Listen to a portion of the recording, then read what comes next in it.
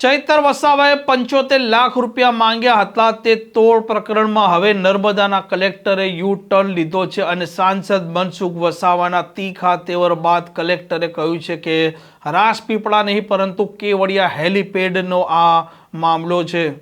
વૈષ્ણવજન તો તેને કહીએ જે પીડ પરાઈ જાનાને રે।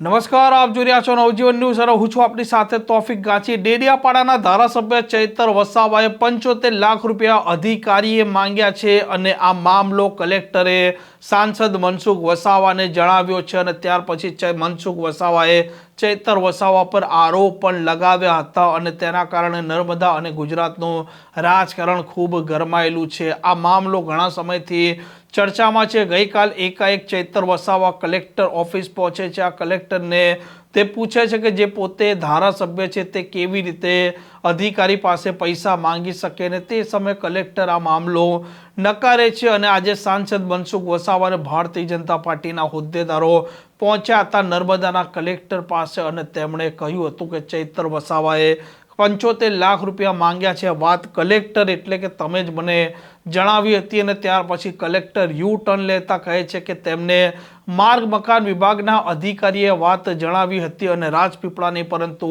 કેવડિયા હેલીપેડે જણાવી હતી અને આ મામલે હવે જે દ્રશ્યો સામે આવી રહ્યા છે, જે ચર્ચા સામે આવી રહી છે તે પણ આપ જોઈ શકો છો। સરકાર અને જિલ્લા વહીવટીતંત્રની સાથે છે અને જેટલું જિલ્લાનું સારું થાય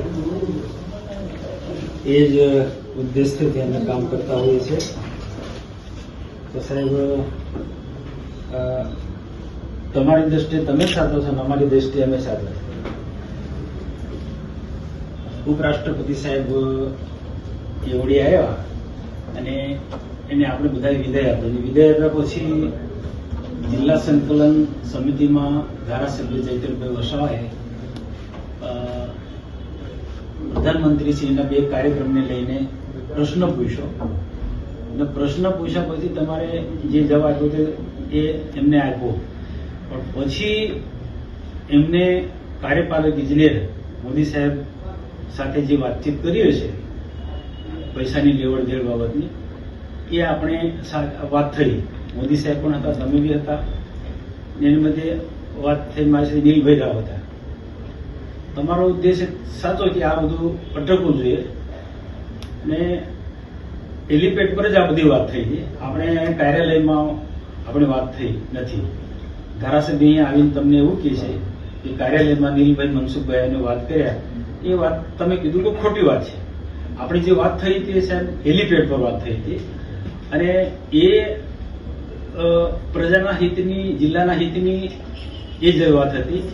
પછી ત્યાર પછી મેં બીજા દિવસે પત્રકાર પરિષદ બોલાવી। પત્રકાર પરિષદમાં મેં કોઈનો ઉલ્લેખ નહોતો કર્યો, પણ કેટલાક નેતાઓ આ રીતના અધિકારીને ડરાવીને ધમકાવીને જિલ્લા સંકલનમાં પ્રશ્ન પૂછે છે અને ત્યાર પછી આ રીતના તોડ પાણી કરે છે, એ ન થવું જોઈએ। નહીં તો જિલ્લાનું કઈ રીતના કામ થશે, આ રીતના પત્રકાર પરિષદમાં મેં વાત મૂકી। પછી સાહેબે કેટલાક પ્રશ્નોત્તરી કરી પત્રકારોએ, તો એનો પણ મેં જવાબ આપ્યો।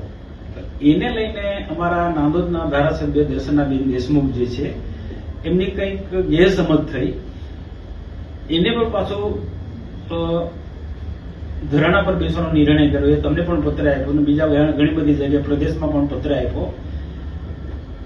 એ ધરણા પર તો ના બેઠા, પણ પત્રકાર પરિષદ બોલાવી એમના ઘરે અને એમને પત્રકારોને એવું કહ્યું કે મનસુખભાઈની સામે હું માનહાનિ કરીશ ને આ છે, બધા ઘણા બધા પ્રશ્નો એમને ઉભા કર્યા કે જે એમની ગેરસમજ દૂર કરવી મારી જરૂરી હતી ને એમને એવું કીધું ને તો હું મનસુખભાઈ પર બદનક્ષીનો દાવો ઠોકીશ અને આખો પ્રેસમાં પણ એને બધી વાત મૂકી। તો મારે તો પછી ખુલાસો કરવો પડે એટલે ત્યાર પછી મેં પાછો ખુલાસો કર્યો। બીજી પત્રકાર પરિષદ બોલાય મારા ઘરે।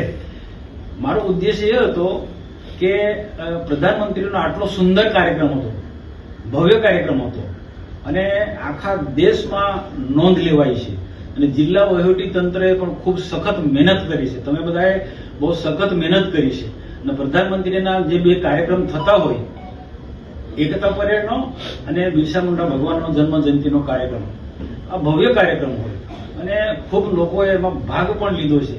અહીંયા સ્ટેચ્યુ ઓફ યુનિટીમાં અને ડેડિયાપાડામાં, અને ત્રણ જગ્યાએ એના હેલિપેડ બનાવવા પડે. ડેડિયાપાડામાં હેલિપેડ બનાવ્યા, દેવમોગરા હેલિપેડ બનાવ્યા, અને 1 લાખ લોકો રહી શકે એવા ડોમ પણ સાહેબ બન્યા. અને 1 લાખ લોકોને લઈ આવવા જવા માટેની વ્યવસ્થા વહીવટી તંત્રએ કરી, બસોની પણ વ્યવસ્થા કરી, અને બહુ ભવ્ય કાર્યક્રમ હતો. છતાં પણ રાજકીય રીતના આને પ્રધાનમંત્રીના કાર્યક્રમનો હિસાબ માંગવાનો, તેમાં પછી ખોટા આ વહીવટી તંત્ર પર આક્ષેપ મૂકવા, સરકાર પર આક્ષેપ મૂકવા, એને રોકવા માટે ભવિષ્યમાં અધિકારીને આવું ડરાવે ધમકાવે નહીં. એક સંકલનમાં પ્રશ્ન પૂછો ને ફરી પાછો એમને આ રીતના અધિકારીને ધમકાવવા, આપણે જે વાતચીત થઈ હતી તે બાબતે મારો કોઈ અધિકારીને કોઈ ખુલ્લા પાડવાનો નહોતા કે એમને ખોટી રીતે ચિતરવાનો નહોતા. પણ આ જે સાચી હકીકત પ્રજા સમક્ષ અમારી મૂકી હતી, અને ભવિષ્યમાં આવું કોઈ પણ અધિકારીને કોઈ પણ ડરાવે ધમકાવે નહીં. નહીં તો સાહેબ આવી રીતના છાસવારે સંકલનમાં પ્રશ્ન પૂછશે અધિકારીઓને આગેવાનો, અને પછી પાછળથી આ રીતના કોઈક ને કોઈક રીતના આવો દબાવીને નાણાકીય વહીવટની બધી માંગણી કરશે તો જિલ્લાનો વહીવટ આમાં સાહેબ ચાલવાનો નથી. અધિકારીઓ ડરના માહોલમાં કામ કરશે. એટલે એ ઉદ્દેશ્યથી મારે આપને ખુલ્લું પાડ્યું. ને સાહેબ આપ પણ જાણો, હું જાણું છું, અને બાકીના બીજા પણ અધિકારીઓ ત્યાં હતા, બધા જાણો છો કે આપણી ત્યાં વાત થઈ હતી. અને તમને પણ કાર્યપાલક ઇજનેરે કહ્યું કે ભાઈ ધારાસભ્ય ચૈતર વસાવા આ રીતના પૈસાની માંગણી કરે છે, અને અનિલભાઈને આપણી બધાની વાતચીત થઈ હતી. તો ભાઈ મેં એવું કીધું એને પૈસા નહીં આપવાના, પૈસા એને શેના આપવાના, આ રીતના આપણે બહુ સ્પષ્ટ વાત થઈ હતી. તો સાહેબ એ સ્વાભાવિક છે કે અહીંયા આવ્યા, મીડિયાની સાથે આવ્યા હશે, એટલે તમે તમારી રીતના એને જે જવાબ આપ્યો હશે મેં જોયો છે. તમે બહુ ક્લિયર કીધું, વાત ખોટી છે. હવે એ કયા ઉદ્દેશથી તમે અહીંયા વાત નથી થઈ એવું તમે કહેવા માંગો મને ખબર નહીં. બરોબર. તો સાહેબ આ જો એના અનુસંધાને એક આપણે પત્ર આપું છું, અને આમાં આ જે સમગ્ર ઘટનાની હું અધિકારીઓની સાથે છું. સરકારને નુકસાન ના થાય કે અધિકારીનો મોરલ ના તૂટે, એ મારો ઉદ્દેશ્ય છે સાહેબ.